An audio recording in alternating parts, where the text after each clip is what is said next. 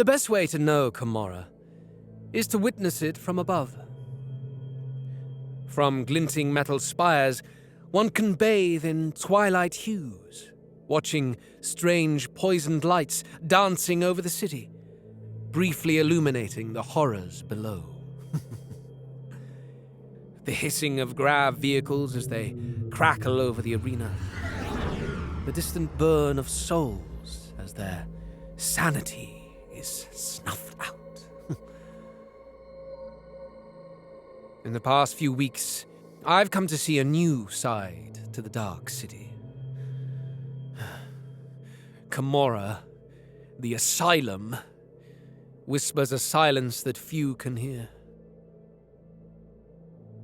The cold, throat-bloated torture of patience.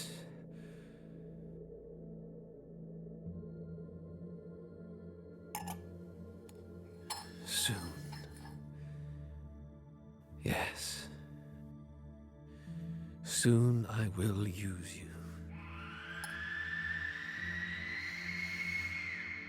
Despite 2 early opportunities, the circumstances to administer a 3rd dose of the homunculus poison have become scarce. So, I wait. Wait in silence.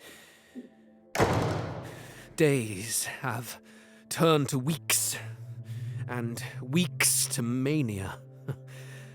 Air dissolves around me, and the steam of duplicity rolls off my skin. I ruminate with arrogant fixations that I struggle to contain. Mustn't give away the plot, IZENZON. No. Like her wall of masks, I put on a good face for the usurper. SHAVISTÉ. Wonderful to see you again. Congratulations on your newest raid, SHAVISTÉ. How wonderfully you captured those prisoners.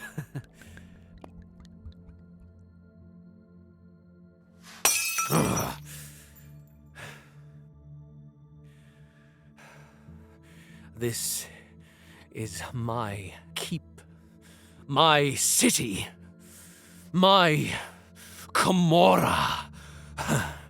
No more hiding, no more plotting from the shadows. Tonight her cheap reproductions will be thrown from the spire's walls. Her little tirade, her make-believe rule as an Archon will be forgotten. Yes.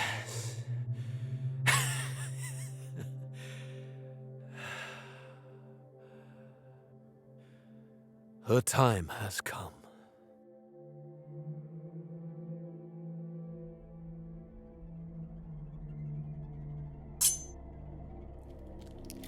Oh, you felt that one, didn't you? Do you feel this?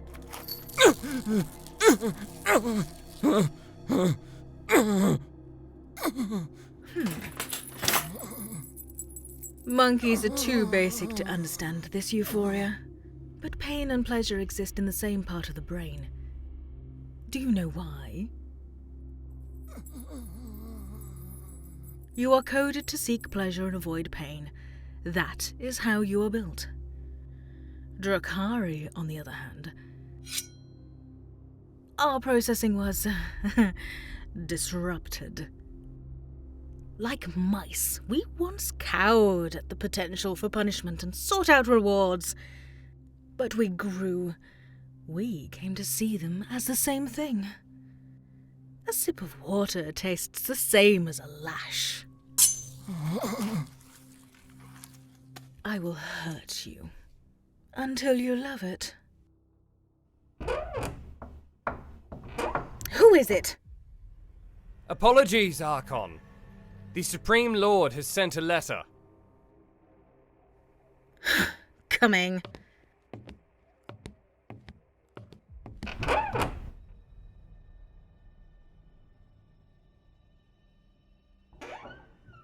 With the usurper preoccupied, I steal away into her quarters.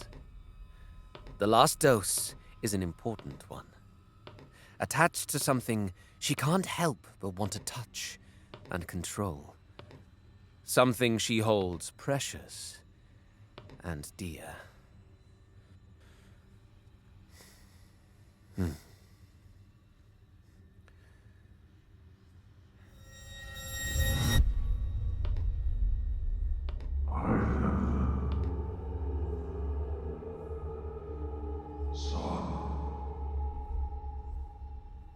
Hello, Father.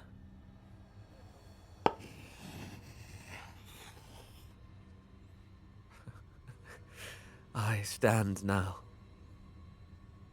outside the prospect of belief. IZENZON, indentured thane of the Children of Thorns, son of Ryenserith the Dragon. Your son. Standing here. Standing on the edge of victory. Avenge me. Father, the veins of our captor will soon collapse, and I will see these halls return to the family. True blood, our blood will return to this hushed artery in a beating city. It will pulse with purity and... We have an audience? Ah, the monkey. You did this to me. In a way. She won't let me die. Certainly not. This is just your introduction to the city. Soon you will see the totems of your kind. Portraits painted with every shade of your kin's skin stitched together. Nerves used as musical instruments. Castrations. Tableaus. Cannibalism. When the Archon is dead, perhaps I will make you my pet. Quiet! You whelp! IZENZON? An inopportune interruption. By Axelin and the guards. What are you doing? Saying hello to her new pet. This is her sanctum. Only SHAVISTÉ and her sybarites may tread. You do not belong here. I go where I wish. It is not your home anymore. Suppose she'll let me lash you for this. You will not touch me, half-breed. Oh, that's what bothers you. You think yourself better than us. I am better than you. You know, why wait for her orders? We could get started right now. You should remove your helmet when addressing a trueborn. Perhaps I offer you a reminder by nailing it to your head. IZENZON. A dozen Kabalite warriors flank Sister and the usurper. IZENZON. And here I thought we'd turned over a new leaf. I warned you, child. Let us settle this like true Drukhari.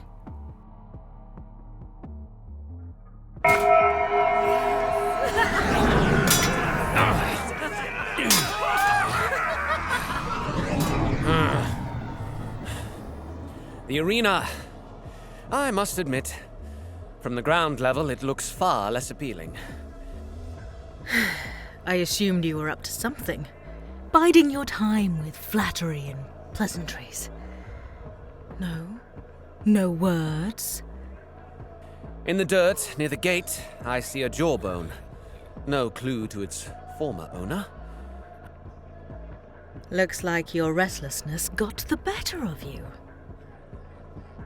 I have visited the bone middens and seen them torture each sentient species in existence. I've walked the Eilendrach and watched slaves cannibalize each other.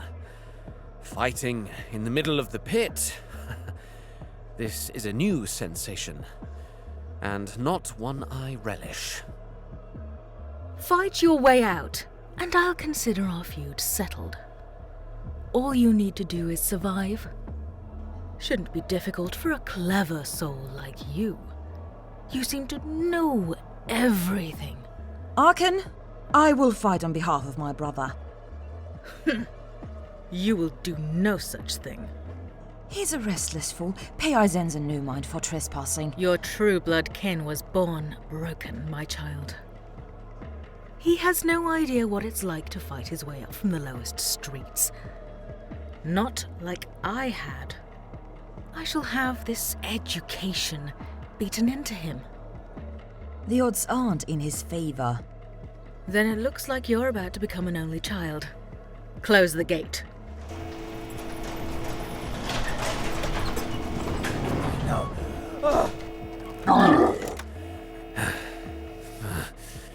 Three creatures emerge from the cages at the opposite edges of the arena.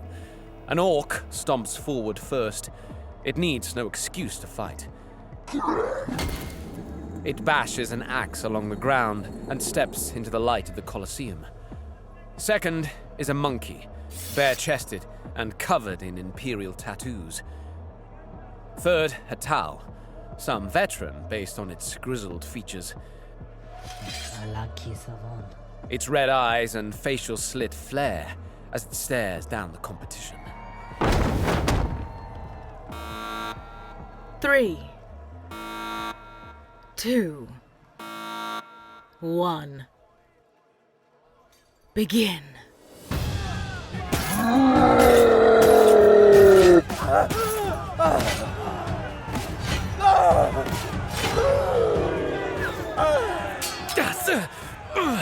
The orc arbitrarily chooses the monkey as the target of its fury, while the Tau and myself enter a dance of quick strikes. Its experience serves it well.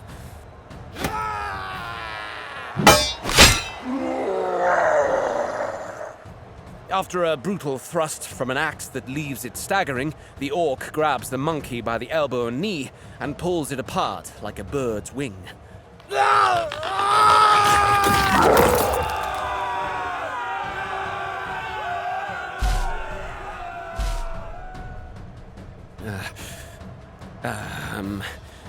Truce? Elk owl. Diplomatic creature. It agrees.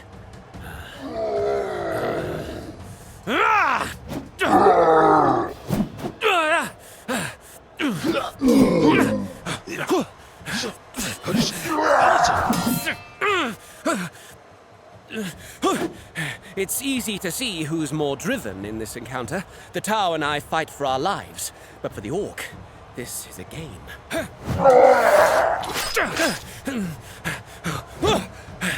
They get No one escapes the arena alive. The orc catches the Tau in its grasp, pinning it down. It sits with its knee on the creature's chest. Clapping its meaty palms together, it crushes its skull from the sides.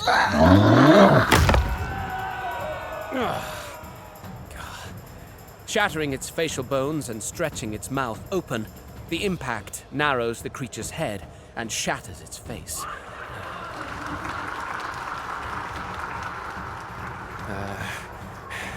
Feeling my heart pounding, I dart forward and lunge onto its back.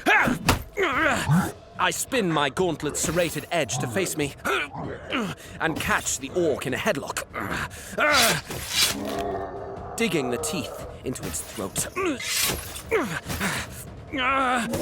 Die, you brute!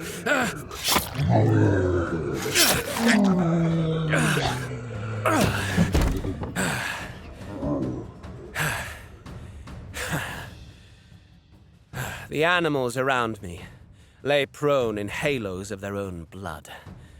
They have no rights in Kamora. There is no wrong in taking away their life. Therein lies the problem. I'm the main attraction. It's only over when I'm done, or SHAVISTÉ loses her patience. Mark the cross with the blood! Rend them apart! Au revoir! Release my champion, please. As you wish.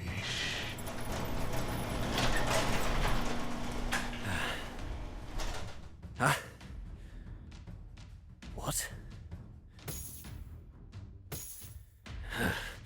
Clad in patchwork flesh and mechanical signets is SHAVISTÉ's trophy. The painless one, her monkey, steps into the dull light carrying a short blade. You. Forgive me, SHAVISTÉ, but I fail to see the challenge. This ends when one of you is dead. I'll happily oblige. I'll kill you. I'm afraid not.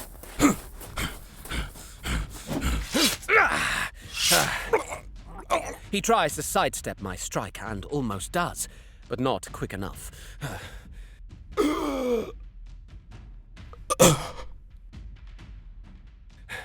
Do you have any more toys you'd like me to play with? Again. Yes.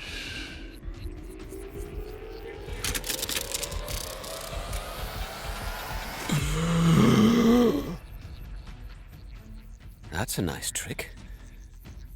The signets on the monkey pulse, and sand fills the wound across its throat. Slowly, it rises again. A corpse? No, it's alive. He's a pain engine. You did this to me. Well, this is a surprise.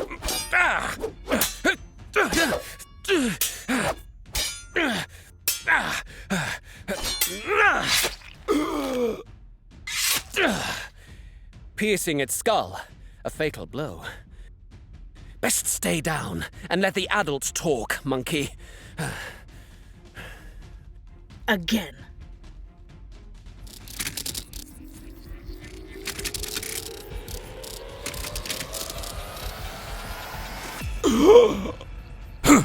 Ow! With each fatal blow, the black signets release their princely gift, animating the painless whelp once more. I strike quickly to crack one of the tools, but my blade bounces off their shell. We will stay as long as it takes.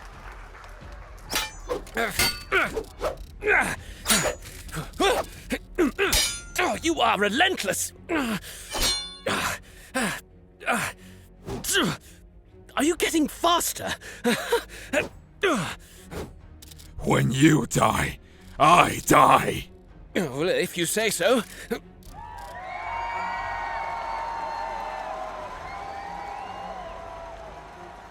Homunculus. This is your doing. I offer my condolences. Turn it off, or I'll put my blade through your spine. Do you believe this threat wise? I can't win back what was lost, but I'll be damned if anyone kills him but me.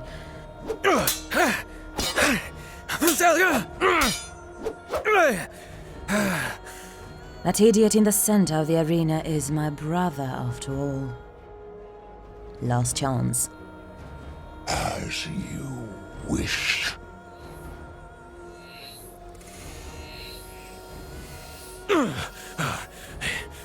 The signets stop pulsing.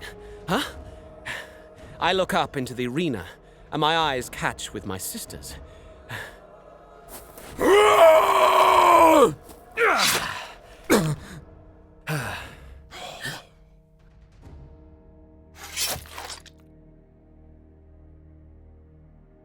I feel. Feel what? Nothing. Very well. Enjoy the relief of oblivion, monkey. You.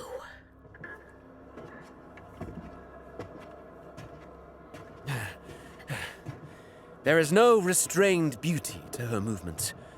She's set on murder.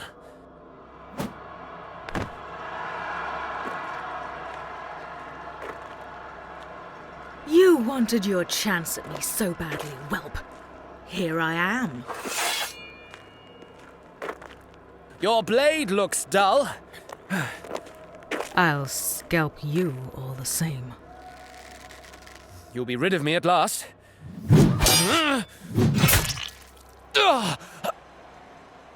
A deep cut, rapid and crimson, opens along my breast. I leap back and touch my hand to my wound. My heart is nearly exposed. You stood tall with a spine of iron, IZENZON. Truce? No, fine. No, I can't beat you. I give it 3, maybe 4 strikes. I give it 2. I thought you'd say 1. At least aim for the heart, all right?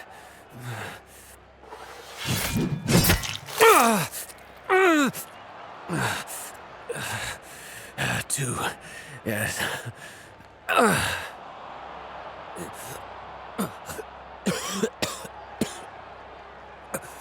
The strike has cleaved one of my lungs.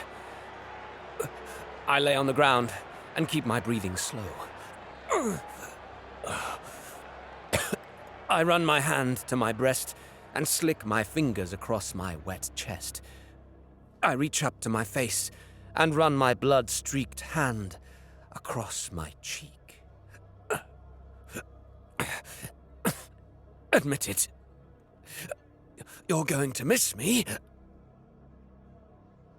No, IZENZON.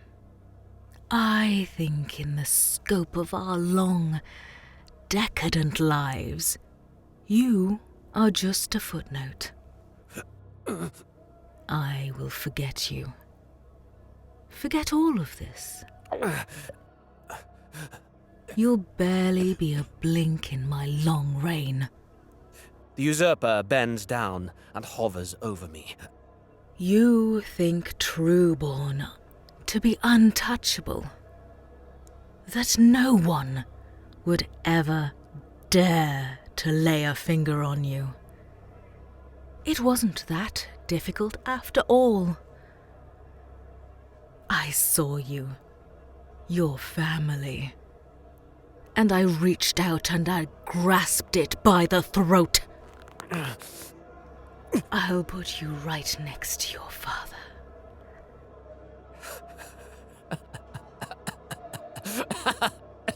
You've given in to lunacy? No. I win. What nonsense.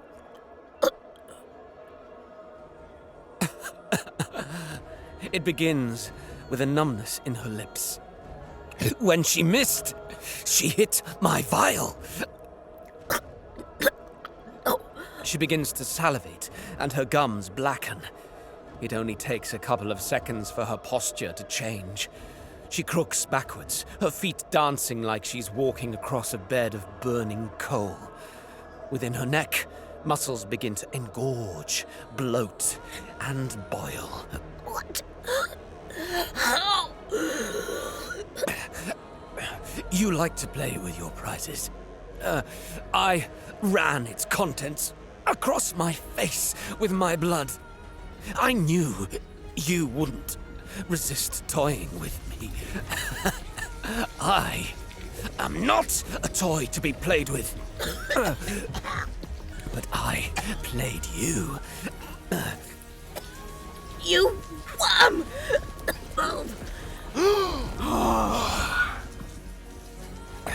I am the mover, not the moved. You! Give my regards to Silantresh. The usurper begins to claw at her armor, trying to pull it off as her body boils from within. Skin begins to peel back at her cuticles, and her hands shrivel like rotten fruit.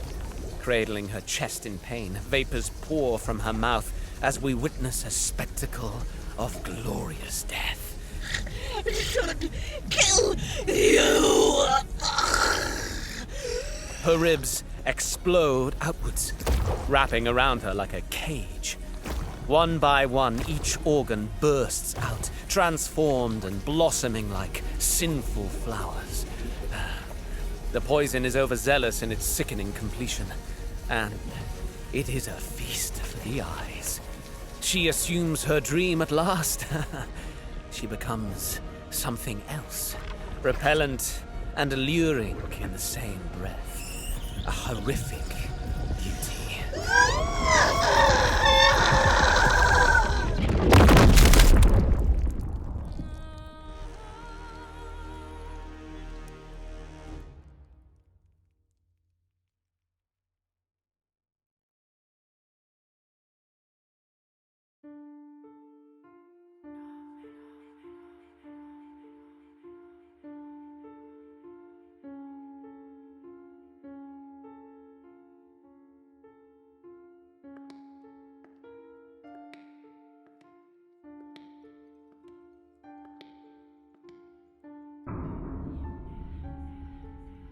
Time passes since that day.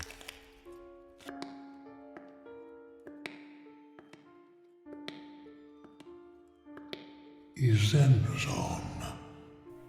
Homunculi. Ah! Au revoir. Sit. You know, I much prefer the arenas as a spectator sport.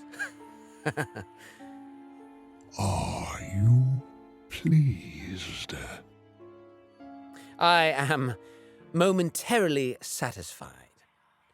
IZENZON, indentured thane of the Children of Thorns, son of Ryenzerith the Dragon, Archon of the cabal of covetous hate.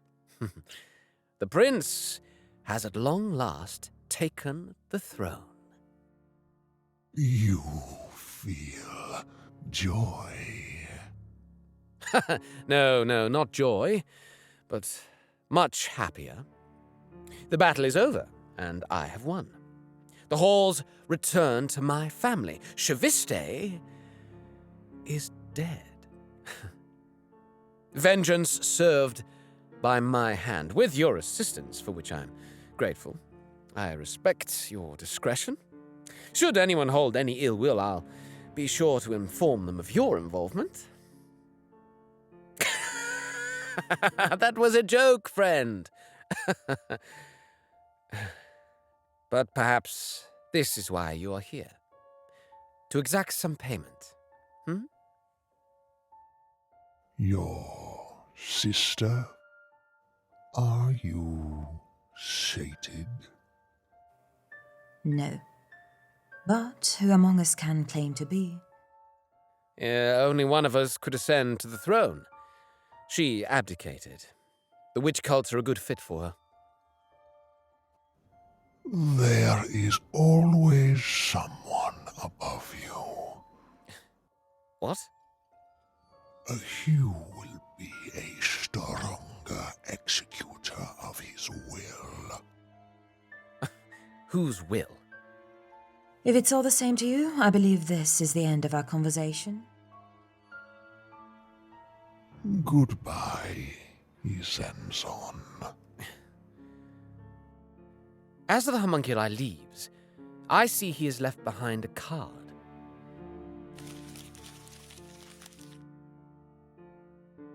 IZENZON.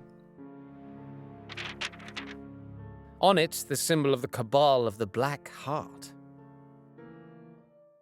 She runs her fingers along her veins, tracing them as if she's reading a map to some hidden thought just beneath the surface. Her hard face is pale, almost grey. What have you done? It is hard to get anything in this city. rarer to keep it. In the end, perhaps Kamora is a flight of stairs. It demands rigor to climb, requires stepping on others to get ahead. In quiet moments like this, though, it is beautiful.